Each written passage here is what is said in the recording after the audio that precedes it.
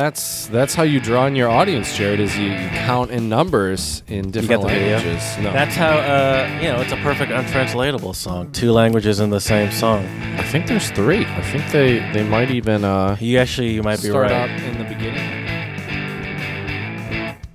Well, welcome back, Jared. Happy to have you back here. Thank you. We're excited to start up with episode 256. Mm-hmm. We're going to talk about representation of different people in pop culture, and this is not only movies, but could span anywhere to marketing, music, what have you. So we're looking forward to it on a relaxing, kind of chilly Saturday here in Michigan. And how do you feel about winter coming up pretty soon, Jared? It's around it's basically kind of here, really.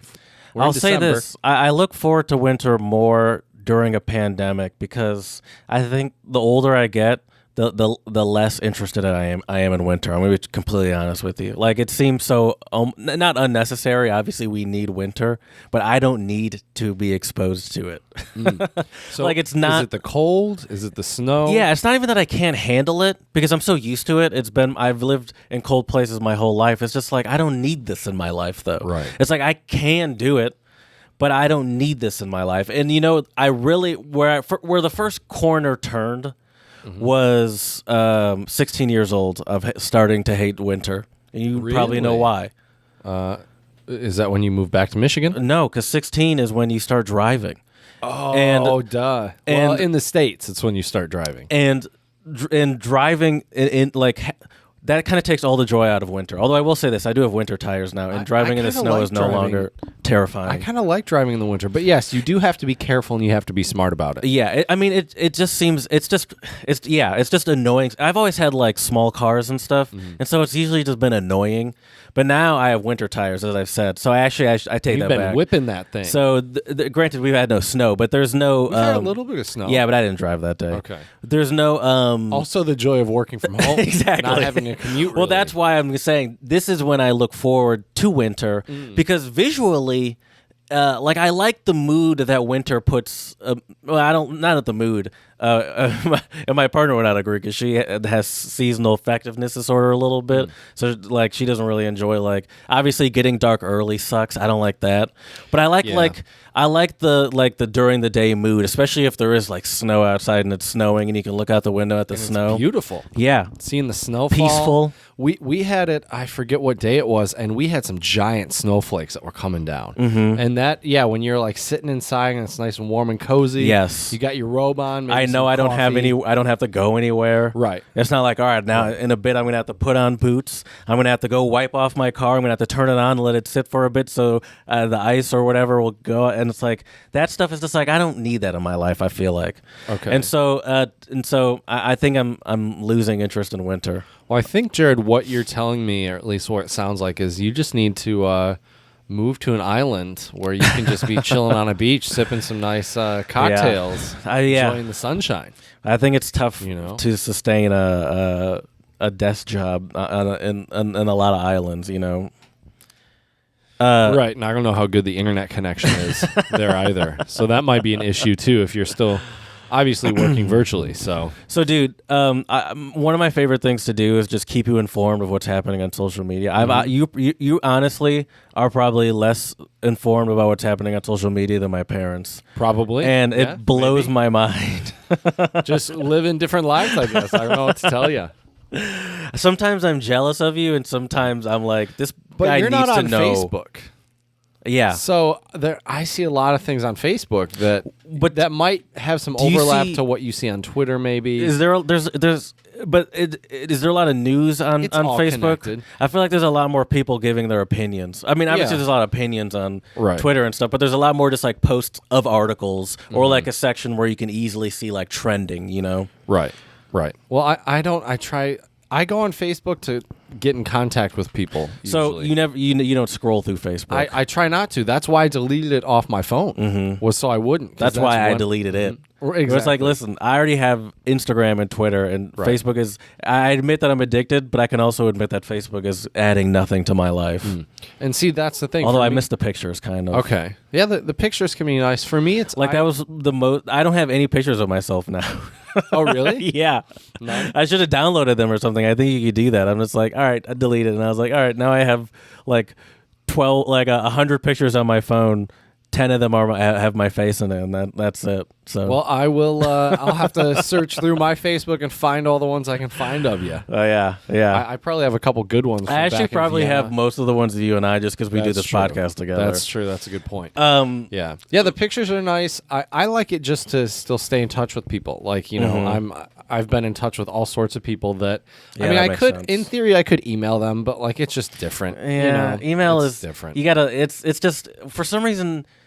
Email seems like more work. You got to put like dear blah blah blah, kind Sincerely, regards. I saw a funny meme. It was like all the different salutations on an email. Best. It was like which one was like the chaotic neutral, chaotic evil. Yeah. I think the chaotic evil was ciao, which I'm kind of like, well, that's a little rude. What if you're just Italian? Well, yeah, my boss actually does that. Sometimes actually, my boss, I love this. He'll like reply to an email with grazie instead of saying thank you, and I'm like, oh, I love that. Yes, I love that. I bet, and I was, and I also thought to myself, I was like, I bet other people love that too. Yeah, well, I say danke when I correspond with any German faculty at my university. I say danke, or he also says bravo. That's fun too. He's like bravo.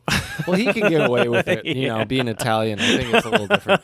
Like if it would be I can't pull it off for sure. Right, bravo.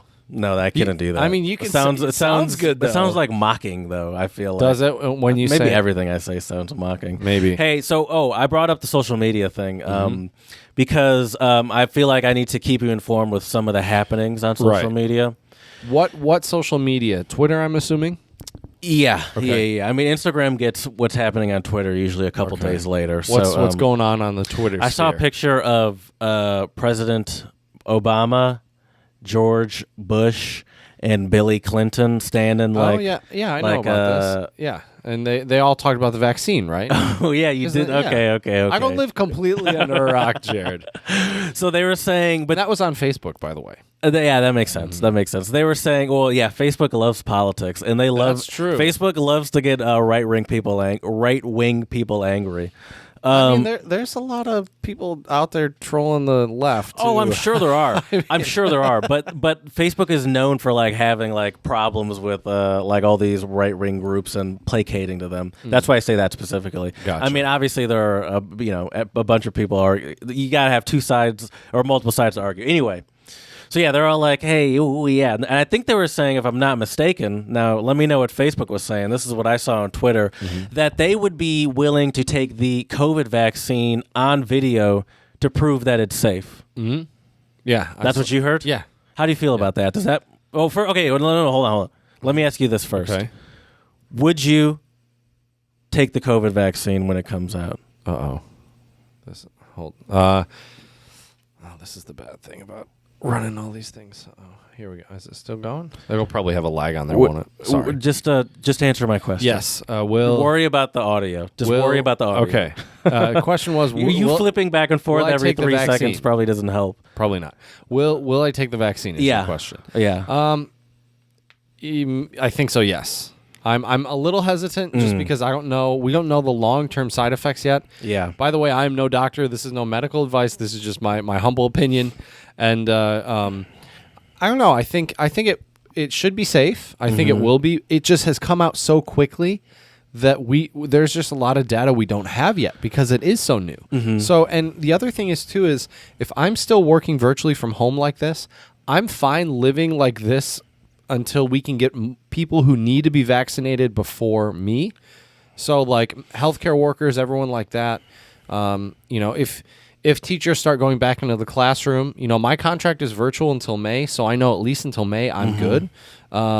So I figure, teachers who need to go back, I think teaching kids online is probably not sustainable for long periods of time, I would imagine. It's just different. I've taught online. I know what it's like. Yeah.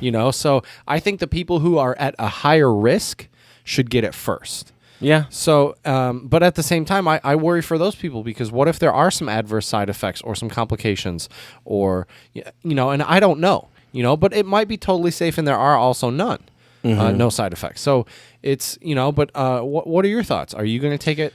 Well, first of all, I'm with you. Like, I would probably take it, but I'm in no rush, I guess I would say, because like you, I know that I have the ability to work from home at least until July. Now they might extend it past that, but at this point they've said you'll be working from home. Just expect to work from home until at least like the July of 2021, and it's like, even though there's a vaccine, doesn't mean that the pandemic is just over. And so in my mind, I'm like, I mean, at least until July, I don't know if I really see my routines changing that much. Like, I'm not going to start going to concerts all of a sudden just because there's a vaccine. I thought we were going to go on a U.S. concert tour. I'm not planning any plane trips across country or to different countries. You didn't want to try out that one company that was doing the plane rides where you just went up in the air and the circled Qantas. around? Yeah. Yeah. I'm going to actually fly to Australia. No, Australia would never let us in because they're at like 0 COVID cases. Right. But yeah, like I'm not like, I don't see my habits changing drastically with like between now and at least July, because I know that that's when I can work from home until. So I guess I will take it though. The reason I actually bring this up is because I was talking to someone, and he was talking about how he's concerned about the vaccine as well. And but he was also saying, this is in the same conversation, like he's like, haven't we all kind of just all resigned to the fact that we're going to get COVID at some point? And I was like, not me. I haven't resigned to that. I was like, maybe you have, but not me. I was like, no, why are you resigning to that? And it's like, I understand that the numbers are like going up at a rapid pace or whatever. The only way I could get it is if it's at the grocery store, like that's really the only, or like the odd time where I go to some other store of some like that. I only go, like, that's the only thing I'm doing. Right. Or if I was asymptomatic, or if your partner was asymptomatic. Yeah. Yeah. Well, that's true. But yeah, that's you're right. true. But then that's not. But then that's traceable. But then he was saying, like, but then he was concerned about the vaccine, and he's like, well, we don't know like the long-term effects of this vaccine, right. And which is also what I just said. But yeah, but it's like, yeah, okay, so you've resigned to getting COVID. You don't know the long-term effects of COVID, right? And it's like if you're resigned to already living a life. Like, you're taking essentially two chances, I guess. The vaccine, which is made by scientists, or COVID, which is a virus that you don't know the long term. And I've heard that the vaccine, I don't know. I'm not going to talk about that because I'm not a scientist. But anyway, I feel like it's just like, if you're just resigned and essentially going like, all right, well, that means I'm just going to like live life normally because I'm just going to like, we're all going to get it anyway at this point. Then it's like, then why wouldn't you just take the vaccine? Right, because the vaccine, it seems like there's a pretty low chance, a lower chance of the vaccine just killing you than COVID killing you. Right, I would imagine.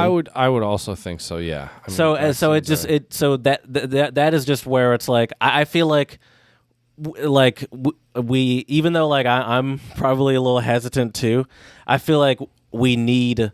Like we need people to just like take it, because it's like clearly people are going to live their life anyway here in the U.S. and it's spiking in like Europe again too. So it's like we can't stop it by people doing the right thing. So it's like, I don't know. We got to try something else then, I guess. Right. Well, and the vaccine is that other thing. Exactly. Yeah. Yeah. It's breakfast time. If you can hear, they probably can't hear that in the background. No, the dog is barking. But yeah. That's the thing though, is that there is a light at the end of the tunnel, but I think we keep prolonging that light at the end of the tunnel because of a lot of choices people have made, and I think you're right about many people just kind of accepting the fact that they're just going to get it. Yeah, I think there are a lot of people out there now in the U.S. at least. There are a lot. The funny thing is that's not the reality of a lot of people in tons of different countries all over the world, Yeah, but there are some countries in around the world that, like, Sweden was like one of those refused to shut down countries, weren't they? And I think there's still Germany struggling. maybe had a little bit of that too. I think maybe I don't know. Maybe they did shut down, but they're I don't.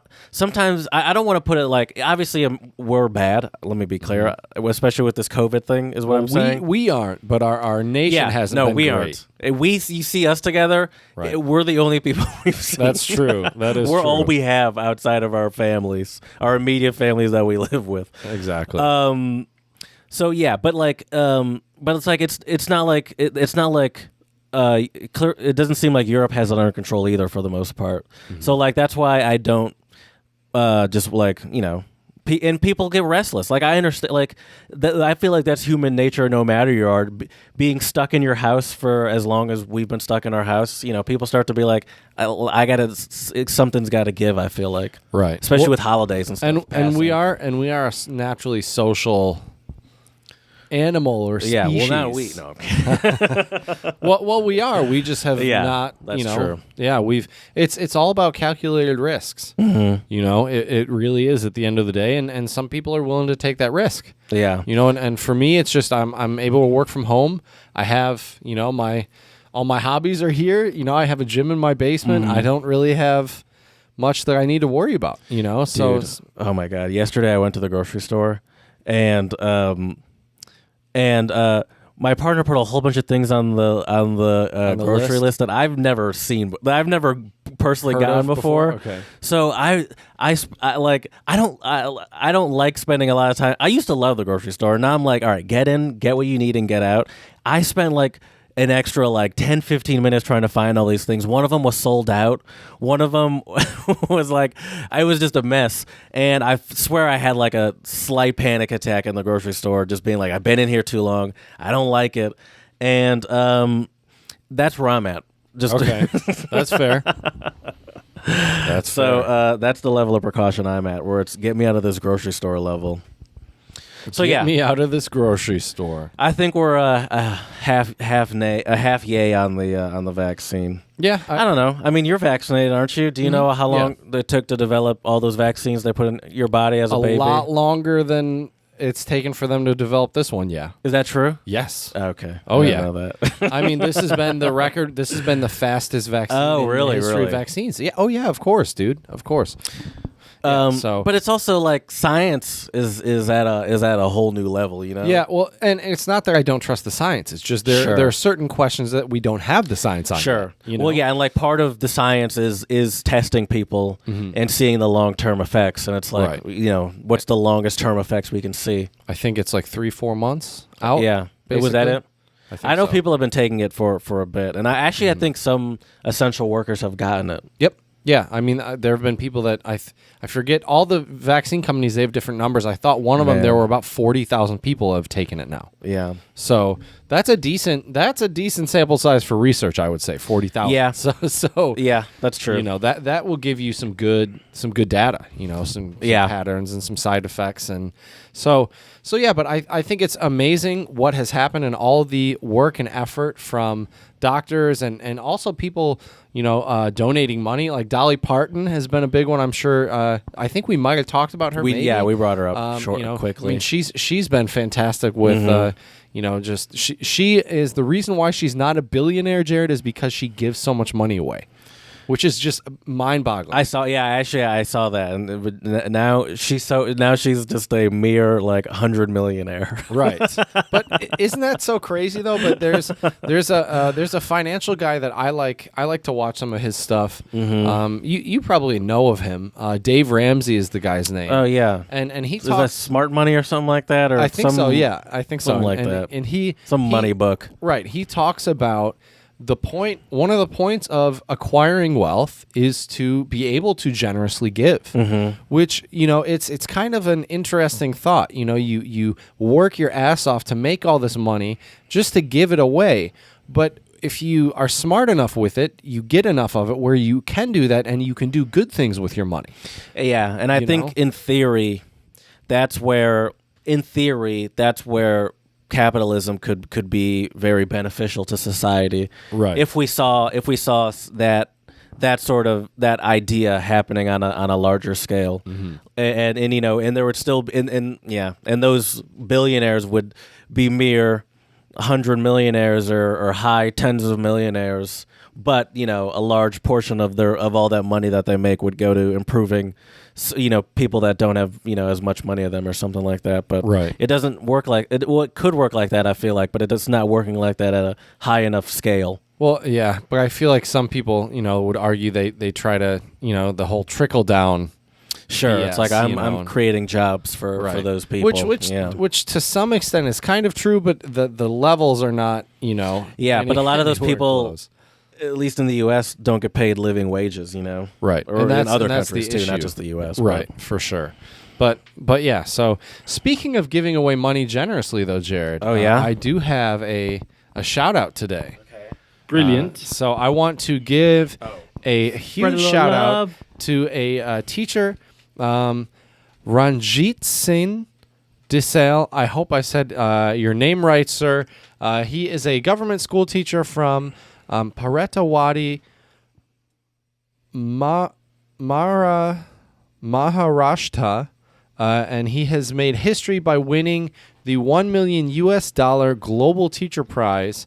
But he decided to share half of his prize money. How much is the prize money? $1 million dollars. Which isn't a chunk of that's a decent amount of money. And he won $1 million. Maybe for you, not me. That's just pocket change. He won $1 million, and he decided to share half of his prize money with the other 9 finalists to support their incredible work. Wow. So that's pretty amazing. Yeah. I mean, So 500,000 is, and I'm sure there's taxes and all sorts so of like other 50 stuff. grand-ish per person. I think so. Yeah. Which, I mean, hey, that's more than that's a lot not of people nothing make in a year. either, yeah. Right. So I think this is amazing.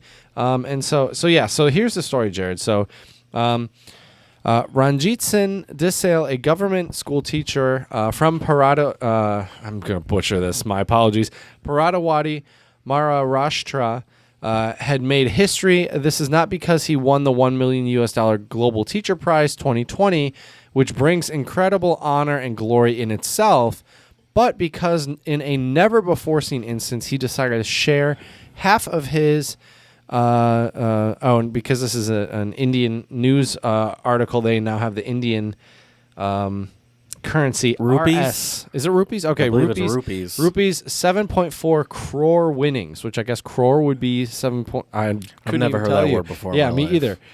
So anyway, Listen, you got rupees out of me, right? And I'm not sure I got that right. Right, with the rest of the 9 finalists for It the is Global rupee. Teacher Prize. And so what he said is the COVID-19 pandemic has exposed education and the communities it serves in a multitude of ways, but in this hard time, teachers are giving their best to make sure every student has access to their birthright of a good education.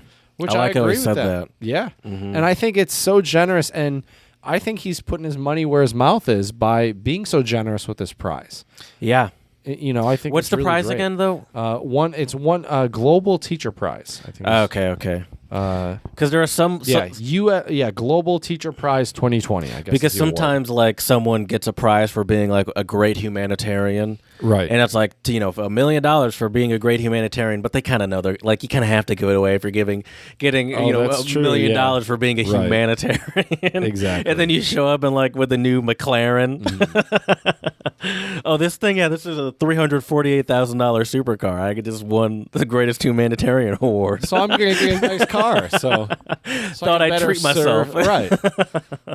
Hey, if that helps you be a better humanitarian, Jared, you got to do what you got to do. So Everyone deserves to treat themselves. exactly. But I think this is amazing. I wish I would love to know. I would love to like just see how this guy teaches. So he teaches at a primary school. What do you mean how he teaches? Like I would love to watch him teach. As a teacher, I'm curious, I guess, but also just to what does a global prize-winning teacher's classroom look like? He teaches kids, though. Yeah, primary Okay. kids. So, but Yeah, I wonder. Do you think he's like? Of course, they have a picture of him, on his knee, showing all they're these action writing. shots of the kids very interested in his teaching. Right. I wonder. A little part of me wonders if, like, once the cameras turn off, it's just like every other, like, third grade or whatever classroom with children screaming and running around. Is like, no, Jasper, please put that down. No, Right. hey, Caitlin, please, Caden, put that down. Oh my gosh! Look, I love this. Look at this. His reaction. This was during the awards ceremony. I'm assuming that's probably his parents, his mom and his dad. Yeah, they have. I love their reaction, which is almost none. Right? Oh man, that's funny. But yeah, I think it's something else. That's great. This is quite an amazing. Oh, apparently transforming girls' education with QR coded textbooks, so they can read textbooks on their mobile phones. That's pretty genius. Do you know how the QR code is involved? Well, you scan it, and then it takes you to a location, and then you read it.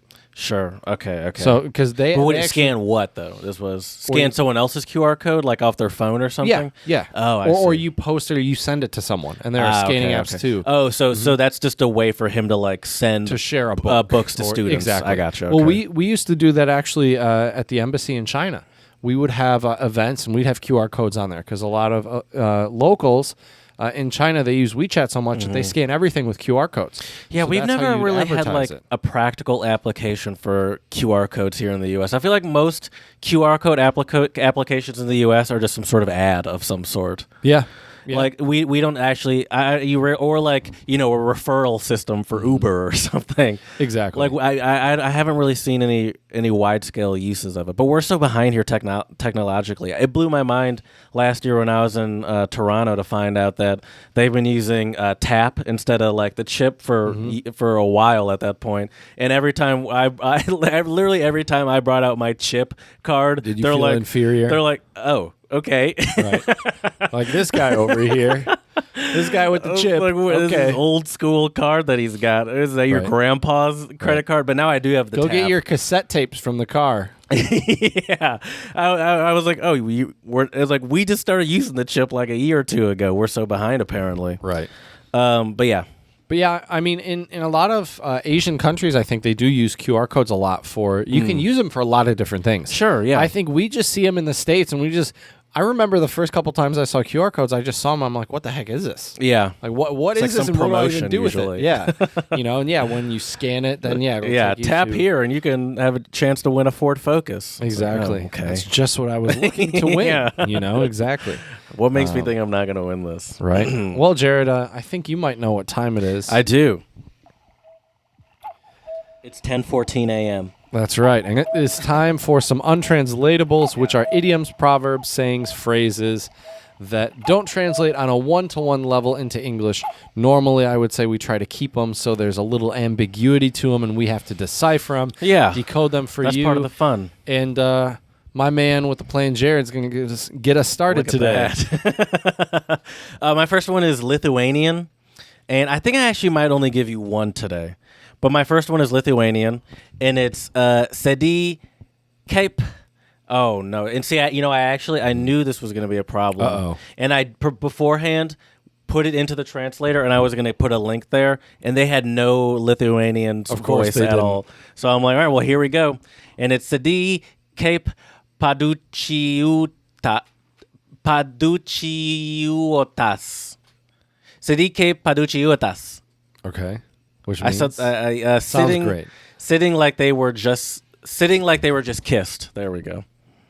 Oh, okay. All right. Well, so should I be going with my intuition on this one? Is it straightforward like that, or should I I? actually don't know where My exactly intuition where would it's be taking you. Like, to me, this seems pretty clear. Okay, Like the feeling after you just kiss somebody. yeah, So that would just mean like that kind of, like euphoric kind of your. No. No, Okay. No. no, oh, like sort of just like that, like in a cartoon where there's like hearts coming over their head. Exactly. No. Okay. No. It's not that literal. Okay. Well, while you sitting there, maybe Is it like when you're daydreaming? there you go. Oh, I like that. Okay. I was Daydreaming. gonna say maybe as a teacher you've had to ask some students while they're Right. sitting there, like they were just kissed. Man, that's a weird thing to say to a student. But, right. That's kind of a funny one. Yeah. But, if it's culturally appropriate, sure. I mean, I guess if it's just that's true. But then it's probably not as weird if it's just a normal untranslatable over there. That's true. That's true. So shout out to our homies out in Lithuania, I guess. My first one for you today, Jared, is going to be Korean.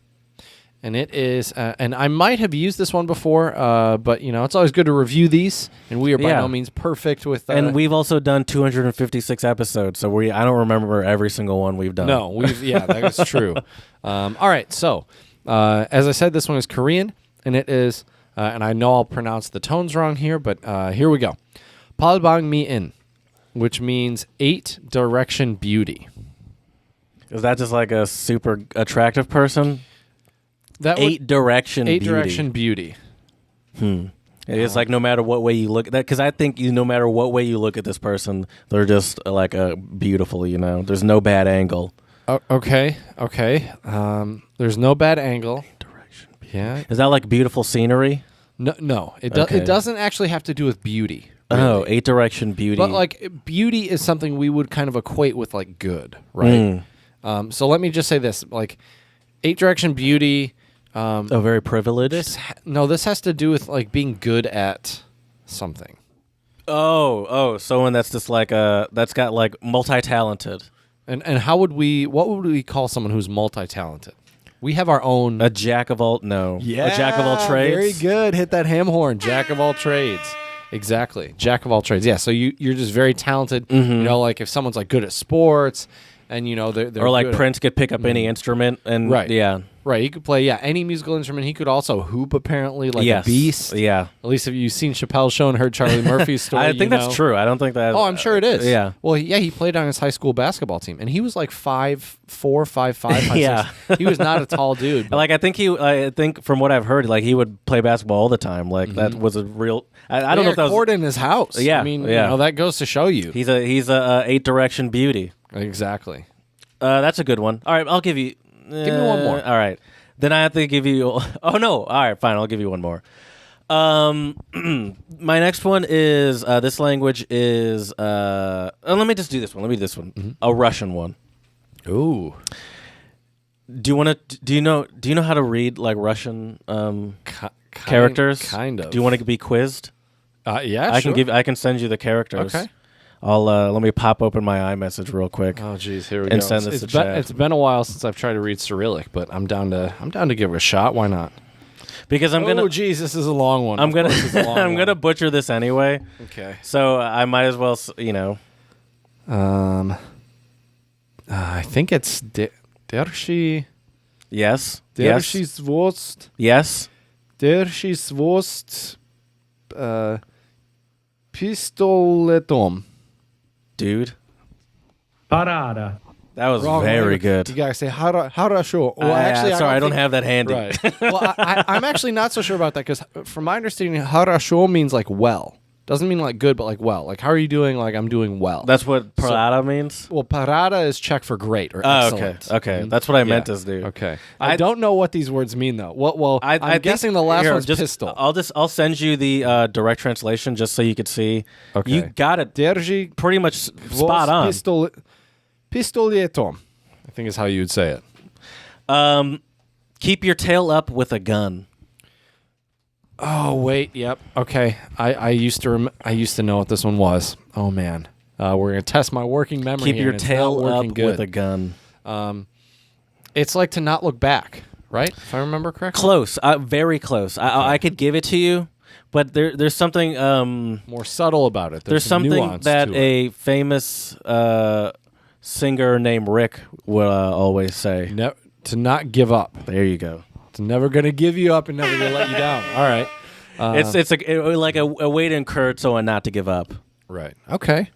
That makes sense. Well, Jared, I'm going to end us with, let's see here. Should I do a Hindi one or should I? You know what? I'm going to do, See, I had a couple today because I didn't know what direction I wanted to take it. I was a little indecisive in my planning. Jared. I can't see read it, but I see how many untranslatables you have. I got a bunch because I just found some from this one website I had never been to before, and they just had a bunch of great ones. So I'll end us with another Korean one today, and this one is Namwi dok ikebo inda, which I'm sure I said wrong.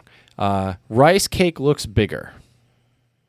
Is it just like rice cake? Is it just like it's not as good as something's not as good as it seems? Kind of. What would we say? Grass is always greener. Very good. I guess. See, mine today both had actually 1-to-1 English untranslatables. Actually, yeah, but it took some work. Right. Keep in mind, right? I'm a professional, a certified professional. If we had some other people here, I don't know if we could rely on them to give as quick of an answer. Not to toot my own horn or anything. Right. That's true. I do think I would be really curious to see. I mean, we've talked about it before. Yeah, game show. I would be so curious to see how we would do against some like legit polyglots. Because I am not a polyglot by any means. But we would have the translation. So we would do it the way we do it with each other, or we would have to have someone else. We would have to have a third party curate the untranslatables, right? But it would also be difficult because we've done so many of them. There might be some that we already know. If they do it like we do and we don't actually have to translate it, I think we could. I don't think just because they're a polyglot, I don't think that makes them an expert at untranslatables, you know? That's a good point. Just because they know the languages doesn't mean they know all the slang in every language. True. And it doesn't mean that they know the words, but it's like, well, I've never heard this saying before, so I still have to sort of guess at it the same way you're guessing at it. Right. Once we get down to the English translation of it. That's so true. Listen, I would challenge any polyglot out there. Ooh, call them out, Jared. Call them out. Yeah, listen to your polyglots. Hey, you know where to find us. Untranslatable1 on Twitter, Untranslatable Podcast on Instagram. Hit us up, and I'll school your ass in an untranslatable off. Woo! Watch out. Jared is coming for you, people. Watch out. I actually, and maybe I'll come to PolyglotCon. Is Finally, it virtual this year? I don't know. Is. Finally, once it's back in person, and I'll do a wrestling style call out there too. Are you gonna wear like an untranslatable wrestling outfit? Yeah, I'm an untranslatable belt with our animated faces on it. That would be dope, dude. Can you imagine? That I have over my shoulder. That'd be pretty sweet. And I'm like, any one of you polyglots in here think you can decipher an untranslatable? You know where to find me. Just so you know, Jared, I'm looking at the Polyglot Con right now. Yeah. Well, there was actually a time where I was, because it was in, I believe, Estonia or Latvia or something like that. One of those, one of the Baltic countries. It was Slovenia. Oh, was it Slovenia? While you were in the Czech Republic. I don't think it was Slovenia. I feel like it was an L country. Or it was no, it was Croatia, and it was I can't say the name. Oh, of the city, yeah. But I think they probably go to different cities every year. And you were in Czech Republic, and I was really trying to get you to go, but I think it was pricey. Yeah, it was. When is Polyglot Con? May 23rd, so it already passed. All right. Anyways, so Jared, we should move on to our main topic today, though, which is representation. What made you think of this? I was surprised for you to bring that up. Yeah. So Poland apparently in 2021, May 19th to May 23rd. You want to go to Terezin, Poland? In May? What is it close to? I don't know much. I've never been to Poland before. I haven't either. I heard it's a little underrated. 30 kilometers from Warsaw. Although Poland is very religious these days. Mm-hmm. Yeah, well, they have been for a long time. Have they? Days, I mean, sure, of course. But yeah, that'd be kind of cool, dude. I would like to check out Poland. I feel like it's a slept on. That's not too bad. When I really realized that Poland might be slept on was when we were in Austria and I took a class and I learned how good their economy was and how the EU had tried to get them to join the EU, and they're like, yeah, we don't really. No way, really? They were kind of like. I feel like I learned this in school. Okay. But I feel like this was when we were studying abroad in Austria, so was that 2012 or something like that? Yeah. I feel like I just remember hearing that they had a really good economy, and at that point I just remember thinking like I feel like I never really gave Poland that much thought, as a location. Well, I don't really think know for what's going on Americans, there. it's not one of the romanticized locations. It's Yeah. not. It's not a Paris. It's not a Berlin. It's not a Barcelona. Well, first of all, there's all those stupid Polish jokes. That's before our time, but Right. but there are like our also, parents' we're era. in Michigan, where there is in Detroit, Big there's Polish a big community, Polish that's true. community. But also I feel like it kind of gets lumped in. I feel like for a lot of Americans, almost with like the same sort of vibe as like Russia or something like that. Right. Well, unfortunately, when a lot of Americans think of Poland, they think of Eastern Europe, which then Right. does automatically get Kind of roped clump into it all into the same sort of Exactly. stereotypes. Exactly. Yeah. A lot of those former, Soviet bloc countries kind of, I think, have that. Czech Republic too. I mean, they have I think a lot I of think their Czech Republic culture. probably gets that a little bit too. And then once Yeah. you go there, it's like, oh yeah, okay, that doesn't really make any sense. Well, and the Czechs do not like the Russians. They Yeah, I can imagine that. I think nowadays it's not as it used to be, but based on what happened When historically it was closer speaking, to the relation. Yeah. Exactly. But yeah, so let's Sorry, yeah, I got us off track again. That's okay. Poland would be cool though. How did you think of So this topic idea today, Jared, was it came from a post I saw online, which was I told you earlier, which was this. It was a picture of a black guy's hand. It was a meme, Yeah. so it was two-paneled picture. It was a picture of his hand from a distance, and you couldn't really I was just like, okay, what's the deal with this guy's hand? And then the next picture, there was no text on that one, by the way. And then the next picture below that one, there was a this is on caption. Facebook? You saw this? Probably Facebook or Instagram. Okay. Probably Instagram, actually, I think. Yeah. Because it was a meme. And so that's basically where I get the majority of our Meme news. piping hot meme news is Instagram, of course. And so anyway, so the second picture, though, was zoomed in, and you could just barely see that he had a Band-Aid on his either his pinky or his ring I've finger. actually seen that before. And he said something along the lines of, it's been 45 years I've been alive, and this is the first time I've ever worn a Band-Aid that was the same color as my skin tone. And as a white dude, it made me think, I've never really thought about that before, because Band-Aids are generally kind of a whiter skin tone. Yeah. And so I think it took a while for it to even dawn on me that Band-Aid was selling a skin tone, because they didn't call it that, did they? I don't think so. So I don't even until I learned about Band-Aids for black people, did I realize, or people with other skin tones, did I even realize that that the standard Band-Aid, I was like, oh, I didn't even realize that was supposed to be skin tone color. I was like, I guess it makes sense now. Didn't even dawn on me. Yeah. But it's like, yeah, you don't even or I didn't even realize that there was representation to be had, because that was the default to me. Right. Well, and then the other thing is then that when I saw that post, that took me down the rabbit hole and reminded me of when Black Panther came out, and just how so many, I had seen tweets. That was when I was actually going on Twitter once in a while, a couple months back, where people were saying this was the first movie I've seen or first movie my children have seen with a strong black, lead in a movie that was a superhero that was portrayed Can you think of another positively. black superhero? I can think of maybe one or two.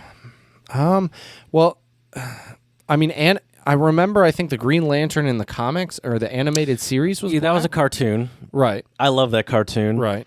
Do cartoons not count? I guess it Because that's also it does count. representation. I guess yes, it does count. It does count. But that was not like a that wasn't a blockbuster Right. movie. But that was a good show. And then there was Cyborg from Teen Titans. I guess Oh, yep. Want to go Yep. cartoons? Right. True. But I'm trying to think of big blockbuster movie actors. No. I could think of Blade, maybe. Oh, okay. Was he a superhero? He was kind of like a dark superhero a little Right. bit. Like he wasn't kind of, but and then maybe Shaft. Oh, okay. Okay. No, I'm kind of joking on the Shaft Right. one. Kind of serious about the Blade one though. But but still, Blade wasn't like a big Marvel occasion. Yeah, there hasn't really been one. And then the thing is, what I found interesting, or find interesting, whenever there is like a movie like this, because it kind of also happened with. Then there was the Miles Morales Spider-Man. And it's like Oh, people. yep. I feel like then people like. get so much more like what is it like the critiques are so much higher, and especially with Black Panther, people are like, it's not that good. Like, yeah, it's just another superhero movie. But people are acting like this is the greatest movie because it got some like Oscar buzz too, and I feel like that really, like, for some reason, it bothers people, And there's like this level of, and I think some of it, is like people are like almost in denial of, or they don't understand. Maybe it's denial or what, I don't know, but like just a lack of awareness of what representation means, right? Because it's never been, like, for a large majority of Americans, it's never really had to be a consideration. Exactly, 100%. And I can tell you as a white dude, that's 100% true. Yeah, my entire life, all my superhero movies, Batman's white, Superman's white. Aquaman, you name them, and the majority of them, or like 90-some% of them, are white. And so, well, then even that's even for like me too. Like when I was like, sometimes with some of these roles, it's just like, well, that's who plays those roles, and then there's like and then for a lot of people, especially if you're younger, there's like a switch where you're like, oh, I could be playing this role, right? Where it's just like oh no, this is who the role is. That's I like it, it's cool, but like this is who plays that role, and it's like sort of this made up rule that this is what this superhero looks like, where it's like this is all this fantasy. Exactly. Person, this is made up. Well, the other thing is though too is, in German studies, and when I was in grad school and I was more kind of up to date with what was happening in the field, a lot of graphic novels in Germany, which I think are also a good opportunity for representation of many different people, is that a lot of people that were that had immigrated to Germany, that were refugees, had been writing about their stories and kind of shining their light on their realities and their stories and everything, and which gave other refugee kids that were in Germany kind of wait, what book is this? Well, there's different graphic novels. Oh, graphic novels in Germany, where like there's specifically talking about an immigrant's experience in Germany. Yeah. Okay, exactly. And so the whole point is that we want to give people the opportunity, number one, to tell their story and their voice to be heard, but also number two, because you have large communities and a lot of other people that relate and can learn from that and can also be inspired by that.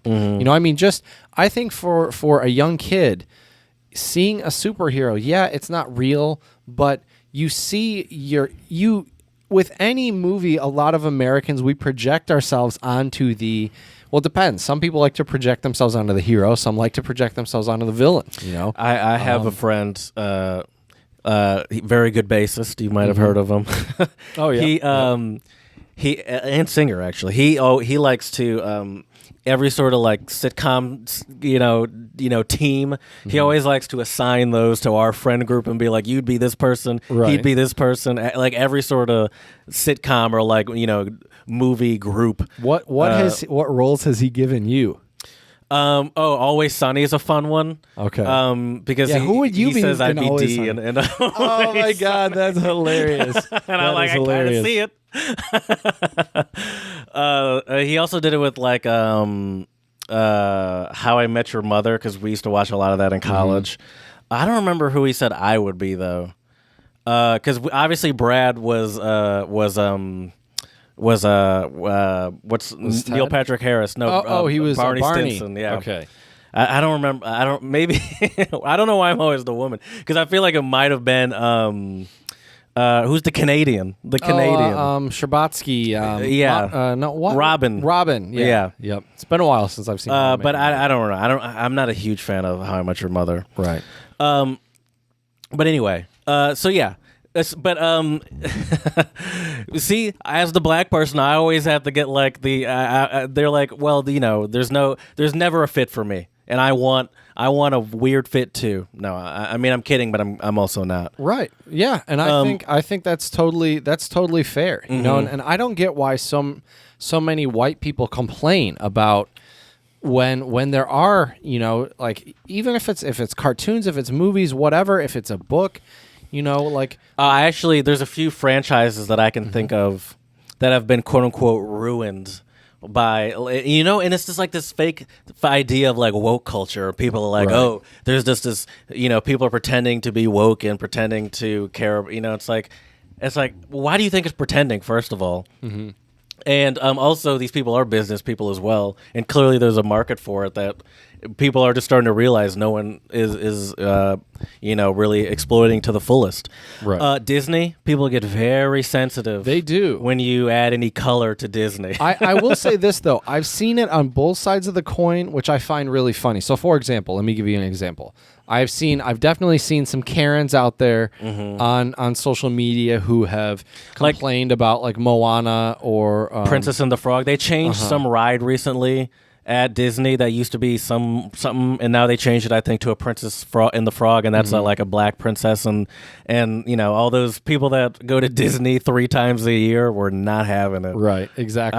But then the other funny thing is I've seen some people who are those people that I would consider like super woke, who like take it to a whole new level, right?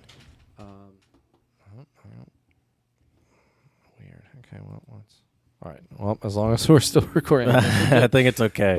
But I've seen some like very super woke people who will like be like, well, why does Disney, like, why is the princess in Brave white? Why is Elsa white? And it's like, well, these stories take place. I know it's fictitious. I get that. I get that argument. But if the story takes place in a place where that's where white people live, I think that's fine. There's definitely people that take it. There's definitely people that take it too far. There was actually, I saw that a lot with not a lot, but I saw that also during like when there was a time also during this pandemic where they were removing a bunch of blackface related stuff from TV shows, and they removed an episode of Golden Girls where they had like a face mask on. Like one of those to clean your face or whatever. Yeah. And people are like, and it's like, and even black people are like, all right, come on, you think we're idiots? Like, right. That's not blackface. Yeah, we get the difference. Right. They're not like pretending to be black people. Well, that's the other weird thing though too, is I think some of those weird ones like that, I think it's obviously white people calling the shots. Yeah. I would agree with that. And it's I 100% agree with you. And it's them clearly not understanding what's happening and just trying to be like probably that, I guess, woke culture that I just quote unquoted. Right. Right, exactly. Where they're like so scared and they have no understanding of what they're actually afraid of. Right. And so they're just like, oh, that could look like a blackface, let's get rid of it, Yeah, and it's like, yeah, people understand the difference. It's sad that we've gotten to that place in society at this point. Yeah. You know what I mean? Well, that's we just have. There's so much feedback that people get. Like we've never had this much feedback before. And corporations have remember this has nothing to do with representation, but it has to do with the movie industry. With when the Sonic movie was coming out. Oh yeah. And they put out a picture of him and apparently there's the internet whole bunch of Sonic heads that are like, "Oh, you call this Sonic? This looks nothing like him." And they had to delay the movie, and I imagine spend millions of dollars animating a bunch of it so he looks like what he looks like. You know what's funny though is I feel like that's how you know you live in a very privileged society. When that is pissing you off. When that's your concern, honestly. That doesn't look like the Sonic from Sega Dreamcast. Exactly. That when I was 6 years old playing my Sega Genesis, his tail was longer than that, and his nose was more pointy. He had 4 spikes, not 2. Yeah, it's. Sorry. Yeah, no, we'll change it. You're right. You're right. Exactly. What were we thinking? Exactly. It's so ridiculous, man. It really is something else. Let me. But let's get another back to one. Star Wars. People were very sensitive in Star Wars when there was I didn't watch the new. I watched one of them, but when the girl was the new lead, they didn't like that. They didn't like that the black guy was the love interest. Was he the love interest? I actually didn't really watch these movies. I think he was, but then not. I didn't watch them either. Yeah, I don't. But that really bothered them too. And then another one that we already talked about, Marvel. They're very sensitive to like sticking true to the like these cartoons, essentially, like the comic versions. But then they also sometimes like contradict themselves, because like Miles Morales there was a whole cartoon or comic line about that, but people were complaining about Black Spider-Man. And it's just like, I don't know. And it also just exposes, it always exposes a little bit of racism. And speaking of which, you know why it always exposes a little bit of racism? Because like everything, this goes back to slavery. Now, maybe this doesn't go back to slavery, but this definitely, I feel like, in the U.S. at least, does kind of go back to like blackface, where it's like there was a whole time when literally cinema started. Blackface was at the beginning of cinema beginning. And they never allowed black people to act in these movies, but they would dress up in these cartoonish, paint their face or whatever and do blackface in these cartoonish versions of black people. And I feel like since then there's always been this sort of like a little bit of like like first of all like it's just acting in there, and it's like, what do you mean it's just acting?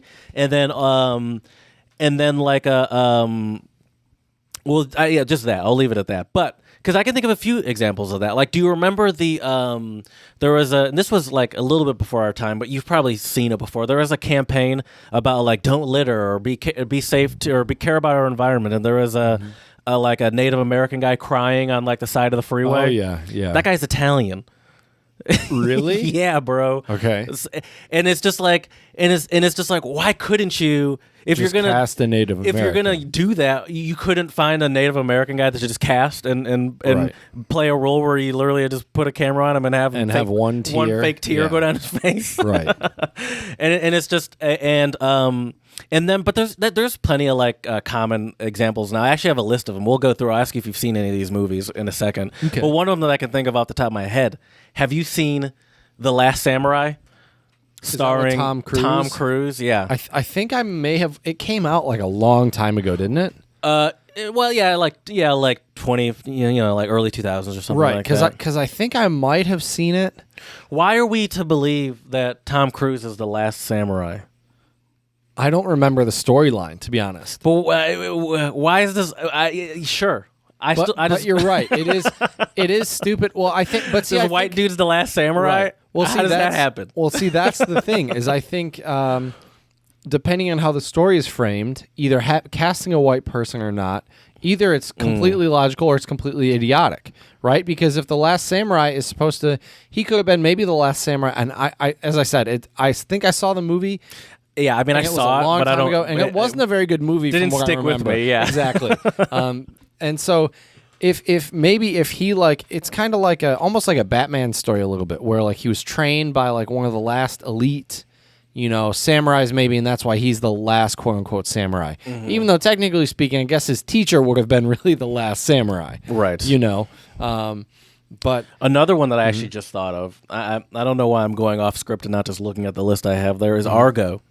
Have you seen Argo? I haven't seen Argo. No, what's Argo? Was a character from, not character. Was is it a movie. with Ben Affleck? It is with Ben Affleck. Okay, and he plays a Mexican guy, doesn't he? He plays a guy named same name as one of our good friends, Tony Mendez. That's right. Shout out Mendez. And it was involving I believe some Iran crisis that was happening in the late 70s. Mm-hmm.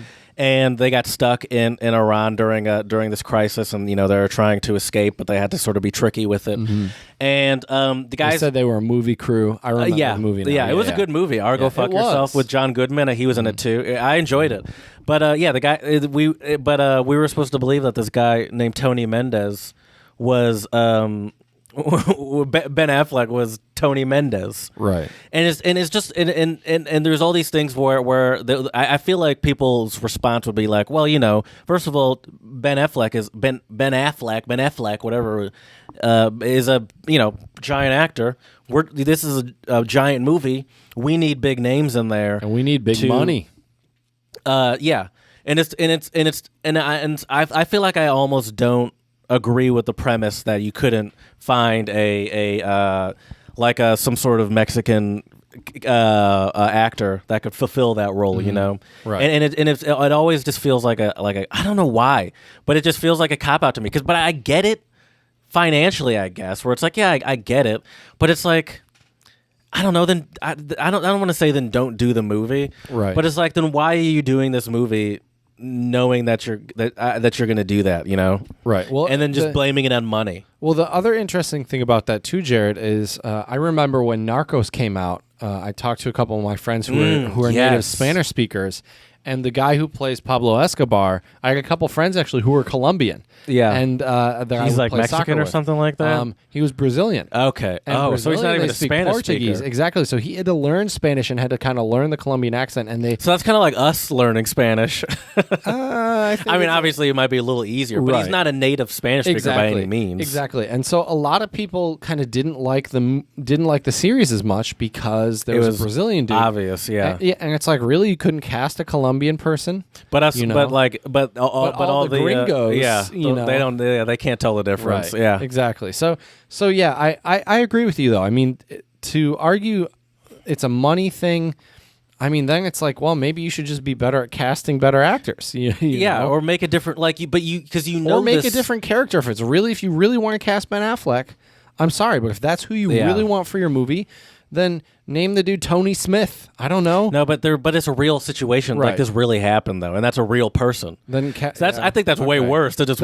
You're right. You're right. White him up even more by changing the guy's name. Well, that's not what I meant. I would say it's a fictitious story. I understand what you're saying, but it's just like and it's just like it's the thing is this going in that what the budget's going to be, that you need this big name actor, and it's just like so that you're whitewashing the person because who the guy is. You see him and you're like, well, Ben Affleck can play he's a good actor, and I think what bothers me about it a lot is just the sort of the like I would say almost like ignorance, where it's like, well, what do you mean? It's just it's a good actor, Right. I feel like it's just easy to play ignorance. Sure.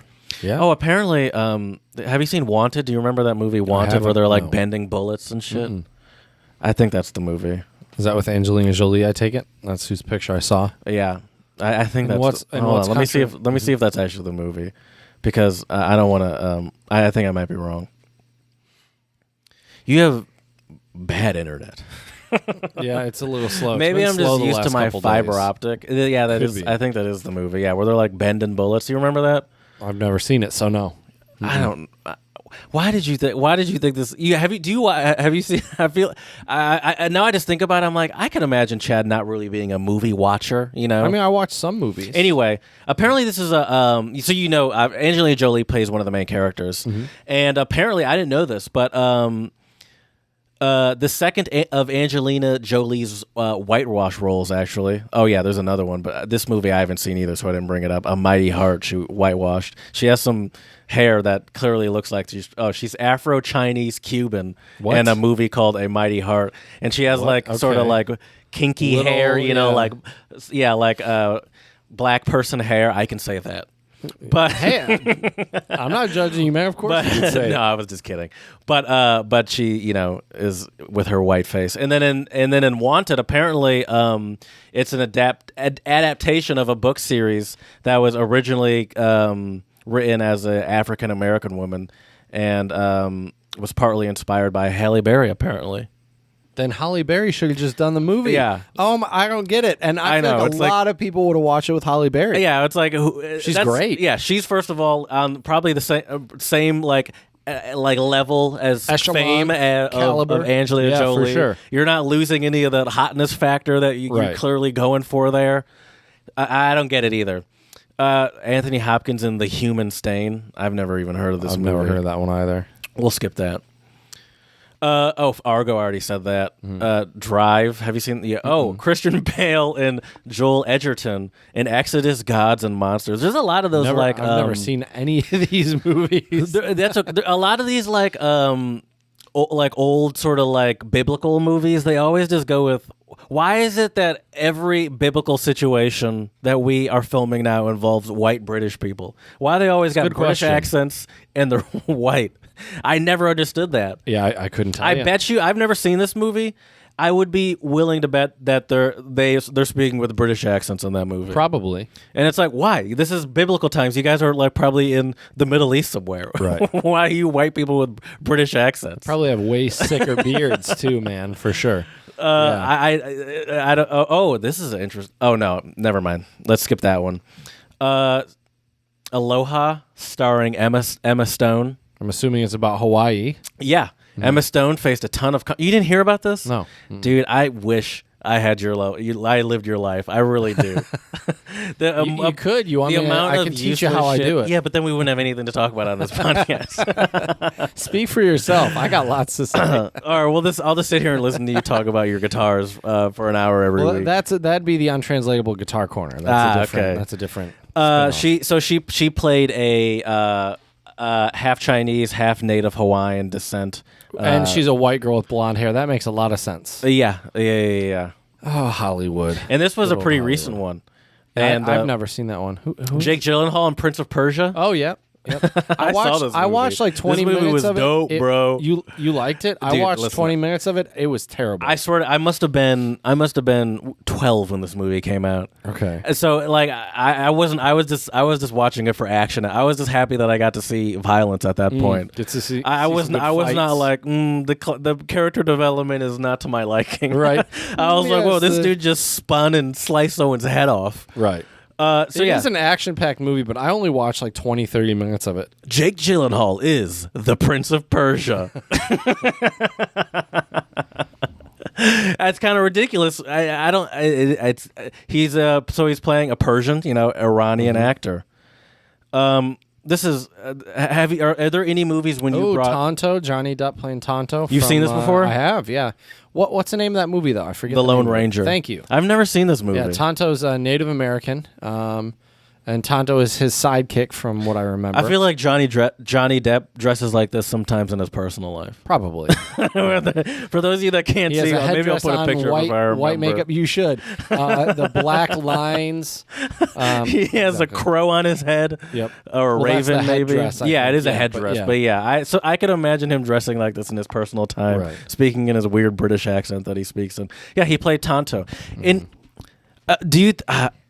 I wonder if I'm trying to think. Is it fair for me to say that these actors are famous enough to... Now, I know Johnny Depp, he's a super rich person, but he also somehow still manages to live above his means. Have you heard of that? Yeah. Like, he has like 16 yachts and like 48 houses that he's never been to, and like a really extensive... I'm exaggerating these numbers. Okay. But he has like an extensive wine collection. Mm-hmm.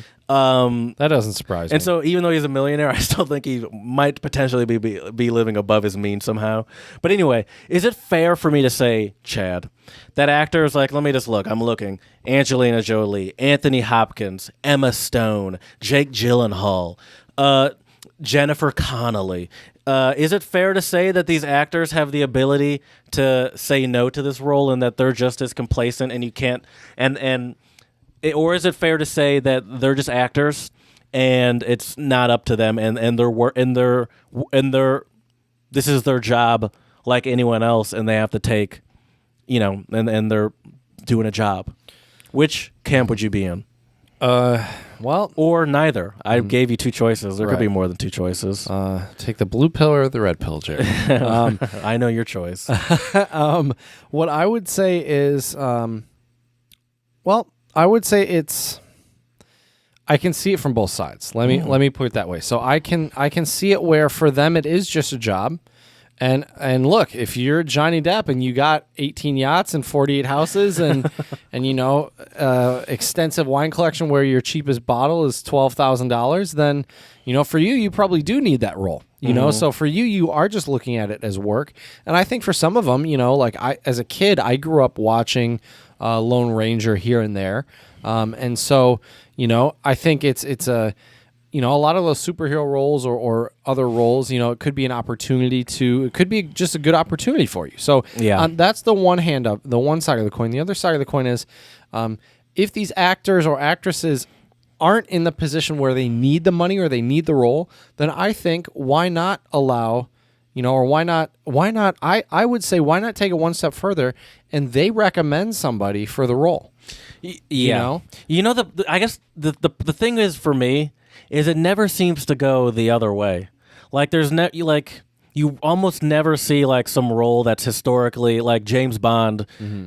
People freak out at the idea of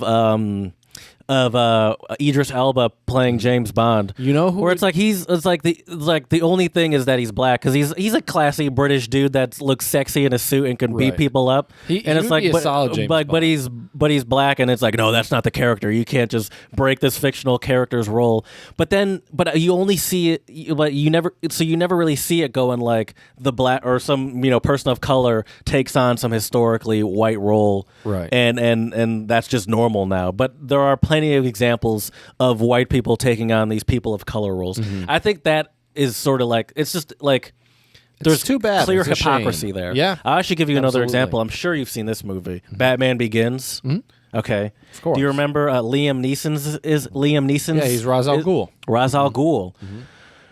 Ra's al Ghul in the comic book was of Arab descent. It makes sense based Now, on his name. yeah, and so no one batted an eye at Liam Neeson's playing Ra's al Ghul. Yeah, Idris Elba gets considered for James Bond, and they're like, "How dare you break tradition for this also important role?" Yeah, it's definitely ridiculous, and very. You're right. It is a big hypocrisy. You know who would be a really good James Bond, and unfortunately now his name has escaped my mind. He was the actor on Moonlight. He was in The Green Mile as well. Mahershala Ali. Thank you. I think he would also be a badass James Bond. Well, the They thing would've is, cast a Idris black Elba dude. is British, though. Oh, Like, I don't know what. I don't know right. what. They are all British. Now, like, It's a British, I thing. didn't even think about. I don't know how that. good Mahershala. He'd have to put on a fake British accent. I'm not saying he could or couldn't do it. right. He's an actor. I guess I was thinking But- of him using an American accent. I guess, or See, I can understand people getting mad at that. I guess so. That's true. Then you're breaking down the character too much. You're right. You're right. But you're right. The whole importance, though, I think, of having this representation, though, Jared, is that for people to realize. I know it may sound silly, but for people to just realize that, they can also be that person. I know it sounds silly. Obviously, realistically, no one's going to be a superhero or most likely going to be a James Bond level spy where they have, you know what I mean? That the average person, that's not true. But still, to see yourself But I think- portrayed in a positive light is a good thing. But I think it's not. It's not even. I think it is important for people to see themselves represented. I do think that's important. But I also think it's important for people that are like that want to go into that field as a profession. I feel like it is very discouraging for people to be like, "There's no roles for me in Hollywood," and even the roles that should be for me. I'm an Asian person. You think I'd be perfect for this role as a half Chinese, half Hawaiian person or whatever. Right. No, but Emma Stone's going to get it. Right. And they're like, they're just going to pick the white person anyway, the popular white person anyway, so there's no spot for me in this industry. I wonder how much, and I don't know enough about the Hollywood industry anyways, but I wonder how much of that is like most other industries where it comes down to connections. I'm not saying what they're doing is right. I'm saying I wonder if, like we talked about with the whole the job side or giving up the job. I think it's more money. I think it's more. I think it's more a belief that this is a business and we need the person that's going to get us the most views. I really think that's more what it comes down to. But I think that's misguided. Right. I think I for example, that was the thing with Black Panther, and it ended up being like one of the biggest Huge hit. Marvel movies. And that's one of my favorite Marvel movies, actually. Yeah, I like it. It's a That's one of the great few movie. ones. Like I don't really care about Marvel movies. I've watched a few of the earlier ones. I'm not saying I have some problem with them or anything, but I'm generally not interested. Not a big superhero guy. I watched one of the recent ones, the one with the stones. I found it to be a waste of my time. I enjoyed some of the earlier ones. I don't even remember. I get confused by which Iron Man is which Captain America is which. But anyway, I've seen some of them, haven't seen some of them. But I made a point to, like, I saw Black Panther in the movie theater like the day after it came out. And but more just because I felt like I wanted to support, like it was an event and I wanted to support it.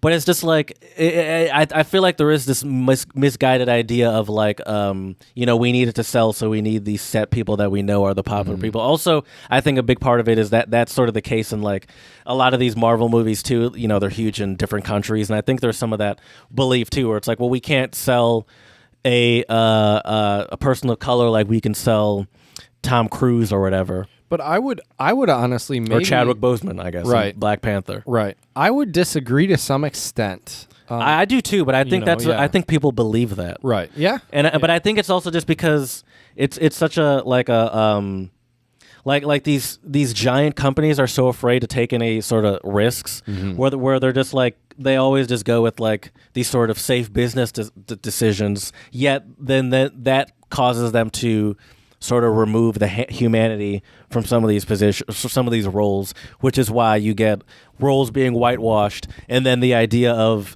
roles being, as I call it, color washed. I don't know. I need to think of something better than that. People are up in arms all of a sudden. Right. Yeah. It's an interesting Also, it's just situation racism too. Let's be honest. Yeah, of course. Or and it's just like the what a big thing is, the idea of like this virtue signaling, where it's like I think I hate that term, by the way.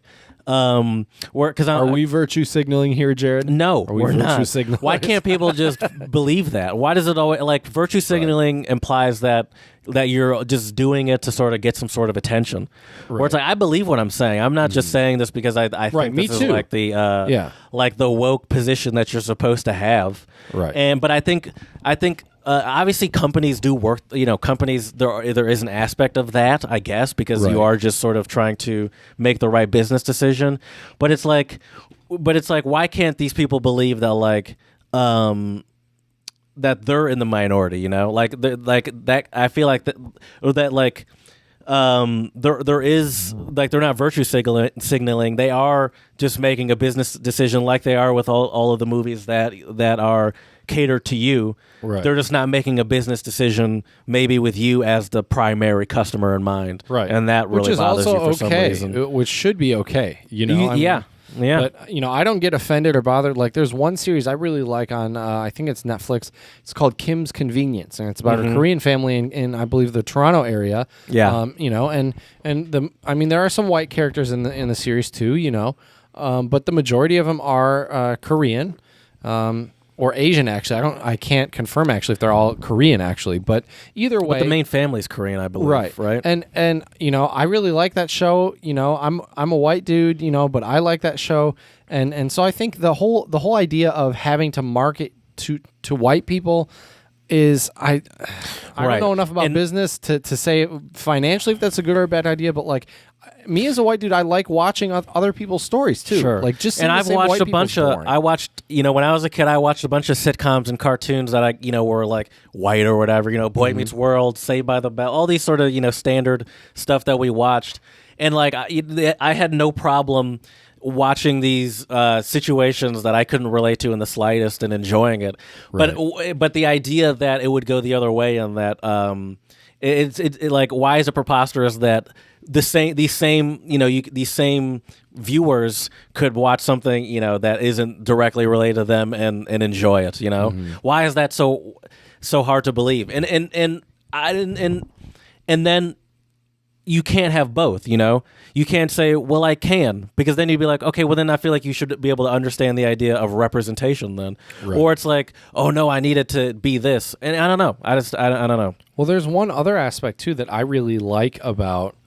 That you actually mentioned that I think we should dig a little bit deeper on is the idea of also supporting your community, right? So, you mentioned that, when you went to go see the Black Panther movie when it first came out, yes. It was an event, but also you were supporting, the black community in a sense. I wanted it to succeed because I know what social media is like, and I knew that this movie would probably get clowned on some level if it didn't do well. Did it? I'm saying if it didn't do well.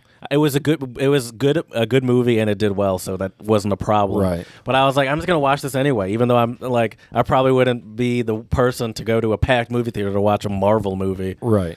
But that's the whole thing of representation. Is I think yes, but it got me to go. Right. Right. And not only that, but I think it's kind of cyclical.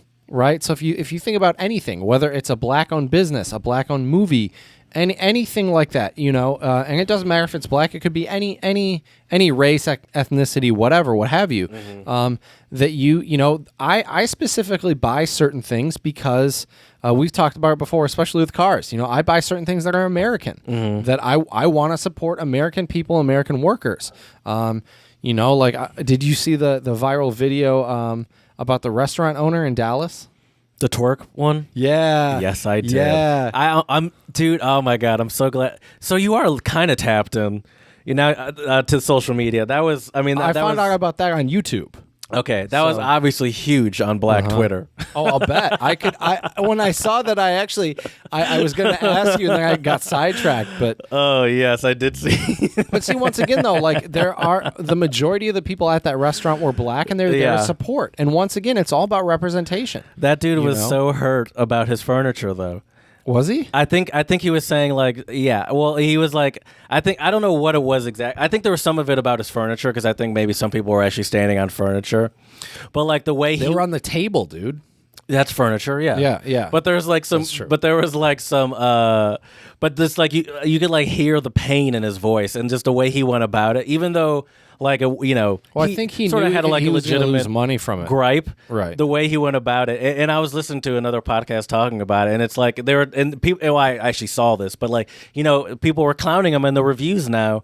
Really? Like in Yelp and whatnot and Google, and it's like and talking about how his prices were like, why would we go where the prices are through the roof, and it's like he used to be the spot, right? And now that he acted like that, he's no longer the spot, and he lost the ability to have the cool place tax, right? And yeah, it was kind of painful to watch. Really? I felt. I mean, it was hilarious. I watched it. I watched it, and here's my take on it. I just thought it was. I understood his pain, but I also I was like, this ain't it, bro. This ain't it. Well, I don't know. I actually support the dude. Okay. I mean, I support what he's. I understand though. That's what I'm saying. Well, like, I guess maybe you're right though. Didn't maybe he say? Didn't he like drop an F-bomb and be like, he dropped off my a couple? Yeah. I think he did. And he was talking like sort of like talking down to him at some point. Yeah, but like you black people are like, well, like he was hurt. He was hurt. Well, but I mean, put yourself in his shoes. He's trying to run, a classier establishment. And then I don't care what race you are. If you're on a table twerking, like imagine if you're at a Chili's and you're on a table twerking. Like Chili's is not a classy establishment by any means. It's just rung of the mill. I understand it's hard to see as a business owner. Right. There's got to be yeah. Imagine going to Olive Garden and seeing somebody twerking on a table. But that's what I'm saying. You know what I mean? I don't think there's anything wrong with him asking people to maybe just. Should he have maybe taken that person aside? Maybe he shouldn't have been the one to do it because he's the owner, right? Is he also like the manager of the place? But then who else does it? Well, like there's the manager. Like that would be like maybe. But maybe he doesn't have a manager. He could be the owner. Like he could be running the manager. place. Yeah. But if he's just the owner and there is a manager, then I think he should have. Obviously, this is hindsight. I understand he was angry, and I understand why. But I feel like if cooler heads prevailed, it would have been smart to send out someone that maybe wouldn't have been as emotional about it, because those are literally their tables, right? That they're twerking on. Yeah, and I understand that. It's like, this is a classy restaurant. I understand it, but right. Yeah, maybe he didn't go about it the best way. I will say, though, that's a hard situation to be in. I mean, how are you supposed to tell people to stop twerking on the table and them not get mad? Right. Yeah. Yeah. Well. Yeah. Yeah. I got nothing. I would never twerk on the. Although I will say this, I have heard. Have you heard of trap brunch before? Mm-mm. Like it's just this thing where you go twerk and you have brunch. I don't know if I don't know about Is the twerk. Is that where we've come to as a society? I've Jared? never been to trap brunch. I always thought it was just they play trap music and people sort of like have a good time at their table. I didn't know there was dancing involved as far as I knew, but it made me want to go to like a trap, because that's what it was. First of all, this shouldn't be happening. Which is hilarious though too, because I know how much you hate clubs. So I would love to. But this is brunch, so I'd just be sitting down. I imagine at a table. I didn't realize that there was twerking happening. Right. It's kind of. I wouldn't mind that. It wouldn't bother me if it wasn't happening at my that's table. The environment too that you're in, and you kind of know. Sure. Granted, once again, I don't own the place, right? And so I'm not looking at people's heels scratch up my table and just be like if you were just coming to my house and stand on my table and start twerking, I probably would get mad. Right. Get out of my house. Yeah. What do you? Yeah. Oh man. Well, I'm going to be perusing social media more often to find a picture of you at trap brunch, Jared, twerking. Yeah, I'll take it. I'll take it. But all jokes aside, I do think getting back to our topic a little bit, I do think the great thing about having representation is that support. Yes. I think that's I remember also, on social media, the whole, there was a lot of really positive reviews about Luke Cage, when that came out. What are your thoughts on Luke watched Cage? that too. I never watched television shows, and I watched that too. I thought it was a great series. I enjoyed really it. liked it. It was pretty short, wasn't it? It was, I think, 1 or 2 seasons. I'll be honest with you. I probably would not have watched it past that. But I enjoyed it. I thought it was good. But yeah, I think that was another thing where it was almost like a Black Panther situation, where it's like, oh, it looks interesting is one thing. I've seen a bunch of things that look interesting that I pay no attention to. Right. Sure. But also it's like, let me just support this and see what it's like. And I don't do it for everything. I'm not some sort of black savior of media. Like, there's plenty of black stuff that I haven't watched. Although I did, I tell you this, I watched Boys in the Hood on Netflix the other day. I've never seen that bro. before. I don't think I've seen it before, but I'll tell you this: it was powerful. That was really powerful, okay. Bro. Yeah, I had tears coming out of my face. Oh, damn! On my Okay. TV, my computer screen. Yeah, I was like, Did you watch it with your partner? No, it was just me. It was just nice. me. Probably for the best. Okay. I have a That's fair. reputation I need to uphold. That's fair. No, that's Nothing- not healthy. She nothing- would not find that amusing at all. But That's hilarious. but yeah, yeah. So yeah, I think it's just this sort of false belief that there's not a market there, because if you just look at, and it's like, but it's like, well, there's not a market there. Why are we just assuming that that this is only for people of color, like the race or nationality that's the main character? That's such a weird way to. That's one flaw for sure. The other flaw too is, it seems like a lot of stuff now, like they're just making remakes of stuff. Yeah. And it's like, why don't y'all just hire some goddamn writers and write some new stuff? Like, I want to hear some new stories. There's some new stuff, but I hear what you're saying. Right. There's right. Yeah. You gotta, but you have to. The thing is, I'd say there is new stuff for sure, but you have to look for the new stuff more than like the stuff that really gets marketed heavy. Mostly is some sort of retread of something somehow. Right. Yeah. Somehow this has been done before in some form is what is getting marketed the most, because they already know it'll work to an extent, because like it was a huge television show, or it was like a big book, or it's like, oh, it worked. The Ghostbusters was huge in the 80s and 90s, so we could probably we're running off of nostalgia, right? And so we know it'll work. And it's like, and it's easier to do that than take a risk on like a brand new script that's just from scratch. That's true. That's a good point. That's true. But I do like the new stories, Yeah. Another thing too that I mentioned in the intro that we haven't really talked about there, I'd briefly like to touch on. Another one is music. I think music is a little bit different, just because. Yeah. It's a little blurrier. Yeah, it is. It's blurrier, number one, because nowadays it's obviously different because we have YouTube and all this stuff where you can see the artist, but music in its purest form is an audio experience, right? So I think some aspects of representation to some extent fall away because there's not the visual there, but then at the same time there's other aspects of culture that remain. Yeah, then you get into like the appropriation aspect a little bit. Like there's people like Justin Timberlake, for example. Right. He's sort of someone that is an example of someone that's like, he became popular as a boy band group, and then he sort of like played in black culture for a portion of his career, and then people claim that once the Janet Jackson boob exposure happened, and he sort of lost favor with the black community a little bit because he didn't take a responsibility.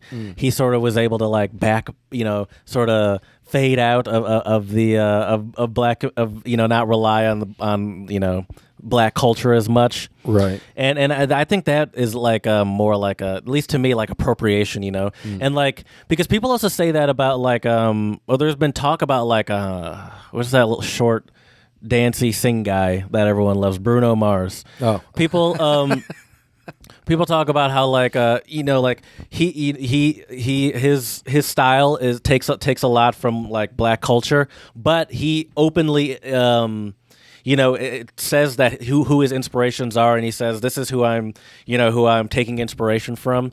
And I think that the thing about music is if you acknowledge and appreciate where it's coming from, it's a little different than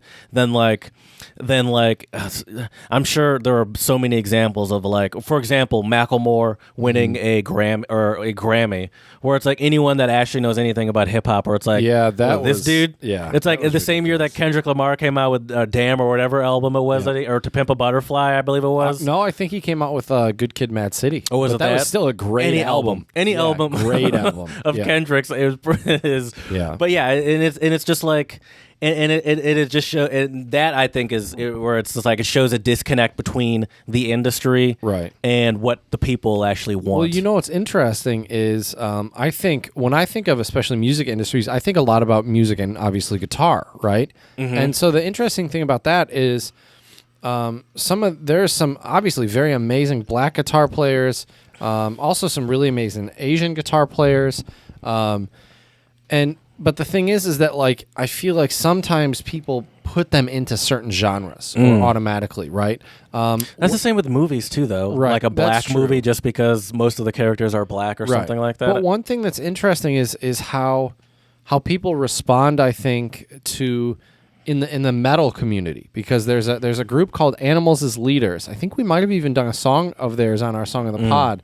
And Tosin Abasi is their lead guitar player, or well, I don't know if he's their lead, but he does a lot of the writing for the group. Okay, and he's black, and I have seen like guitar like posts on Reddit before, or on like other guitar forums where people have commented, and their avatars were like, it was a black person. They were saying, I've always loved metal, but never thought I really belonged because it was, it's a bunch of white dudes with like neck bearded white dudes, basically with super long hair.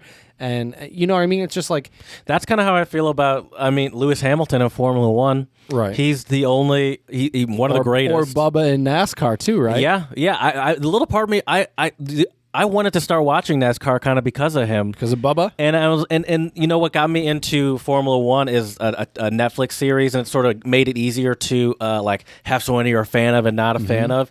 And once I saw everyone getting on Bubba, I'm like, all right, well, now I have someone to be a fan of, and now that is my way into it. Now I never ended up watching it because I couldn't figure out a way to watch it. I could probably still look into it, but anyway, that's how I feel about Lewis Hamilton too, where it's like, it's like, sure, sometimes it's like he's not like he's not perfect or whatever, but like when I see just like the amount of criticism he gets on social media, just because he's a black person, and just because he voices his opinion on Black Lives Matter and stuff like that, and you see all these people like just wanting to see him fail essentially, and it's just like, and that's it makes also sad. It's very pathetic, and like no matter what record he breaks, people will be like, he's never as good as Senna, he's never as good as Schumacher. Oh, he's not the same. It's just the car. He's not as good as these people. He'll never be as good as these people as he breaks all of their records. And it's just like, and that makes me want to be a fan of him even more, because it is weird as a new fan of Formula One to just be a fan of the best person in the league, in the best car. That sometimes it's kind of boring if you're just going to be a fan of a new sport and you just go for the greatest. Sure. But it's just like I root for other people too, but it's like I just get so annoyed watching people just rooting for him to fail for seemingly no reason, that I'm like, it makes me want to see him win. Like, it makes me sort of, even though it's kind of boring sometimes, it still puts a smile on my face to see him win, because I know how mad it makes people. But it's just like, yeah, this is what the greatest does. And like, there's nothing you can do about that except, and be keyboard warriors. And it makes me want to see him succeed even more. Just watching people get mad at him. And it's like, especially since he's literally the only black person. There's one other person of color that's half Thai. Let me think. Yeah, there's one other person of color, and he's half Thai and half British. And but other than that, but he's not. But he's kind of like quiet. He's not. He doesn't really speak his mind or speak his opinion. Really, he's younger. He hasn't been in the league forever. And so it's just like, yeah, I love this. I love that there's someone that makes these people mad. Yeah. Oh, for sure. It's added some fuel to the fire. Yeah, Without a doubt. and I think I bet you.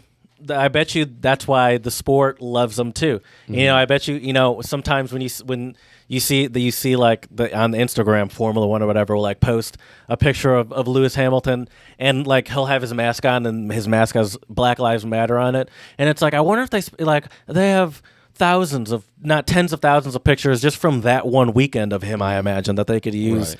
I wonder if they specifically use the angle, because it's only Black Lives Matter on one side of it. It's like I wonder if they specifically use the angle that says Black Lives Matter, because they know that just seeing that just fumes people up in the comments. Right. And I was like, they must, and not that I even have a problem with it. If Are they I love that they show it. It doesn't bother me, because like this is what awareness is. Sure. But it's just like, I wonder, I wonder if there are ulterior motives in the for the person behind the phone or behind the computer deciding which picture they're going to use, from thousands that they could choose from any one day of Right. him at the racetrack or whatever. Yeah, and you got to be careful. There can always be ulterior motives, Jared. Yeah, That's which for sure. Which I doesn't, even if the ulterior motive is to get people mad, I don't think that really bothers me, because I think it's good to get that, like, for people to see that. I guess this is kind of bleeding into our next episode a little bit, like see The echo chamber be of challenged a social little media, bit, yeah. and sort of challenge themselves a little bit and get angry. That's right. Tune into our next episode for more on that. That's on for that sure. note, do you want to talk about our song of the pod, or Let's, do you have anything else you want to say? you know what, you were dude, talking about let's, music. I didn't want to cut you off. Well, no, and that's why I wanted to bridge that into our song of the pod, so that works out perfect. We got some really good shit for all of you today, because the song is titled "Good Shit" by a what would you call it, Jared? Like a British, Indian, or Pakistani group? What would? It's Indian. I looked it up. Okay. And it's like indie funkish a little Yep. bit. They have some like they're from like the I believe they're from like the can you turn it down just a little bit? I can't hear myself. I believe they're from like the early. Oh yeah, you're turning it down there. The early like 90s is when they started, and they're still making music today. I have an album on my phone from this year, but they it's definitely like a little bit of like a trippy vibe a little bit, and it's a cool mix of like sort of like British indie rock mixed with electronic a little bit, and then with like Indian like traditional Indian instruments in there. Like you hear traditional Indian strings. Not in this song specifically. I should know that thing about their it. But I've been listening to the whole album, so I'm I'm talking about more the band overall and their vibe. Sure. But I'm sorry, we're listening. to the How song did now. you find out about this song again? I follow this. Yeah. I follow this this guy group. on. It's a group. I believe it's. Let me just read a little bit of the Wikipedia. Okay. Because this band is new to me too. I just listened to this album for the first time on the way over here, and this song was one of my favorites from Very it. glad you did. Corner Shop are a British indie rock band best known for their single "Brimful of Asia," which I believe is this album. Oh no, it's not this album. But anyway, single. There's a song on this album, "When I Was Born for the Seventh Time," called "Brimful of Asia." Also, very, very pretty Indian lady, it looks like, on the cover there. Originally released in 1997, so that's when they, I guess, obviously they got started before that, but and in a remixed version topping the UK chart in 1998. The band was formed in 1991 by Wolverhampton-born Jinder Singh as the singer, songwriter, and guitarist. So I imagine this guy we're here singing, songwriting, and guitaring. His brother Avtar Singh is the bassist and vocals, and then David Chambers is the drums, and Ben Aries is the guitar, keyboard, and tambura. What's a tambura? It's an Indian drum, I believe. It's an Indian string instrument. That's a tambura. Oh, tambura. Sorry. I was thinking of tablas. Okay, this is a tambura. Yep. Didn't you That's have one a of drone. those? I got a sitar. Oh, okay. A little different, but and so you get those Indian, like the Indian vibes in there, and then it's interesting because it is also a very like his voice and just sort of the sound of some of the rock melodies is very like 60s British rock, almost Beatles-esque. Yes. Rolling Stones-esque in some regards too. Yeah, Yeah, it's upbeat. It's got a good song. It's kind of about just like. Oh yeah, being you said there's something positive. about the lyrics that you enjoyed. The lyrics they're just all about positive. I take my doctor into confidence. 2 foots racing on man-made blues. I feel the magic of the minimum dose. Checking out the animal heads in the animal kingdom. I mean the whole point I think is like no matter what, like there's good stuff in the world. They're interesting. Is what I get from like the randomness from. They're actually not. This is my first listen through, so I heard the lyrics, but it's hard to really get the full context of songs on the first listen. There's another song that had a. I'm trying to find it. Oh, wrong album. There's another song on this album called "Funky Days Are Back Again." Mm-hmm. That one also has a very positive vibe to it. Butter nice. the Soul, coming up. Good to be back on the road. Good to be on the road back home. A lot of positive. I never noticed. Stay level positive. Speaking of Lewis Hamilton, the level of positivity on this album. I'm gonna have to give this I was gonna listen to the other album that I have of theirs. I might have to give this same album a second listen on the drive for sure. home. Let me tell you something, Jared. This actually is not the original title of the song. This was released as a special single. Good Ships is the really? is the title they use, and that, So this is the remix version. and it's like a single cut version, yeah. Because they said a remixed version came out of the album shortly after '98. So then, is this the original? Maybe in the other, and Good Ships is the I don't know. But either way, that's kind of funny. And then apparently, this was also used in a Target commercial. And they just modified the lyrics for the Target commercial to good stuff. Interesting. Kind of interesting. You might want to stop it. That's interesting. But it's got fantastic vibes to it. They're an interesting group. I really like the lyricism. Mm-hmm. I like the instrumentation a lot. I mean, I like the lyricism too, but at least on the first drive over, it seems very complex. And where I learned about this song. I learned about this song from a guy that I follow on Instagram. And he does this thing called The Session where he breaks down.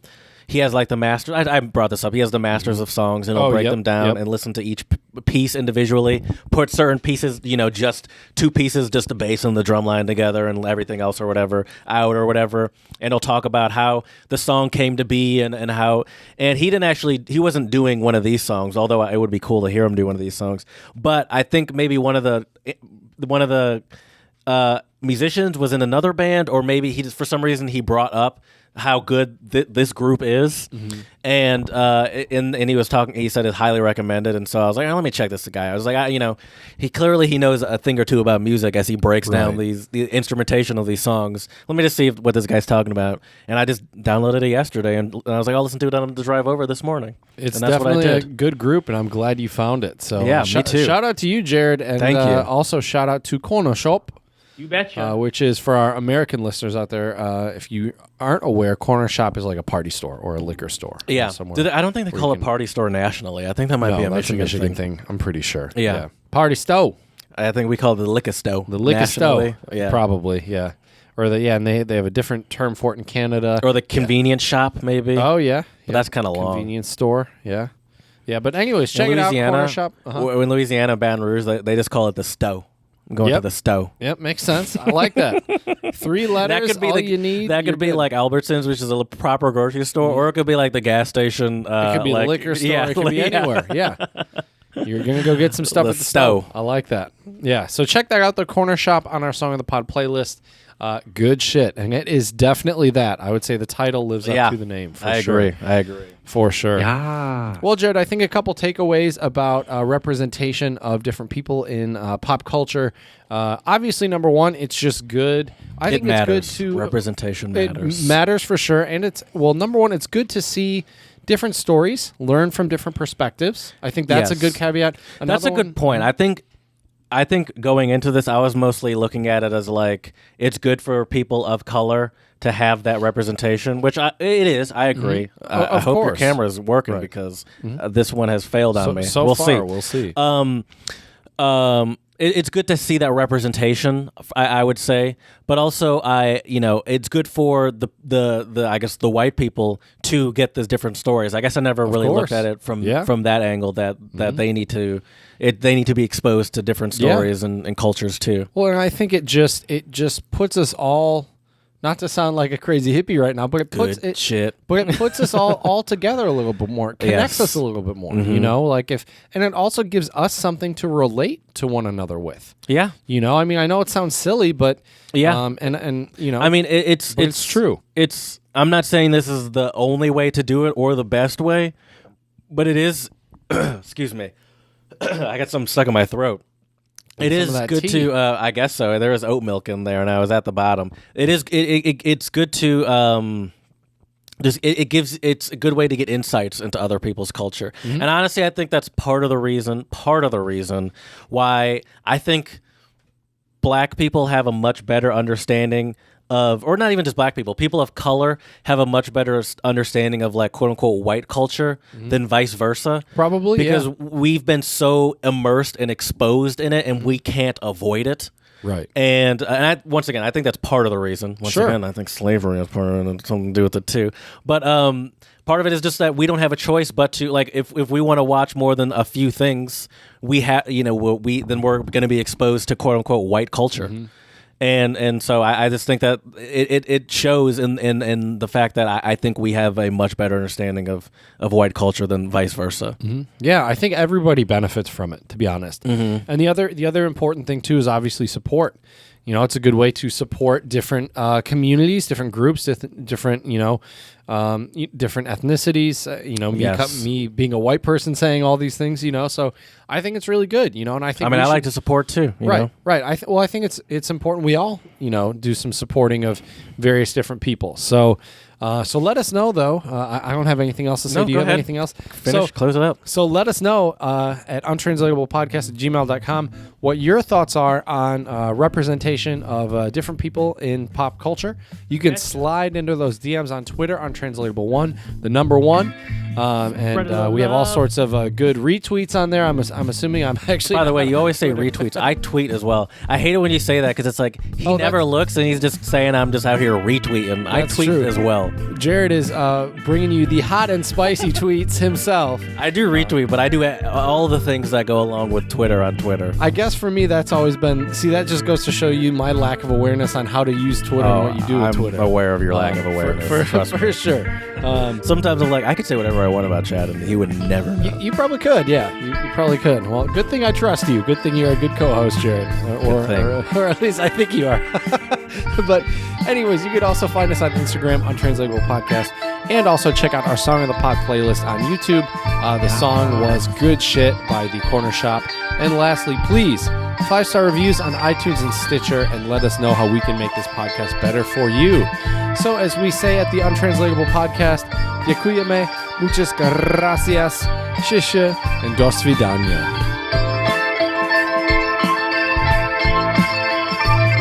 I gotta say, dude, I'm definitely impressed I was able to get that Russian untranslatable. When you first sent it to me, I was like, oh, nope, that's not going to happen. I surprised myself. I don't know. I can't speak for your pronunciation, but as far as you got it right, I mean, you got everything perfect. I was like, oh my gosh. I was like, is he cheating? This is exactly what it says. Yeah, I actually Googled it real quick. I've been faking not knowing how to use technology this entire time, Jared. You don't know. I could imagine you have struggles Googling.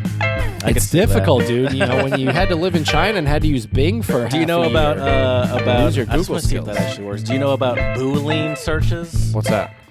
Boolean searches. I didn't even realize there was an hold on, I'm very curious.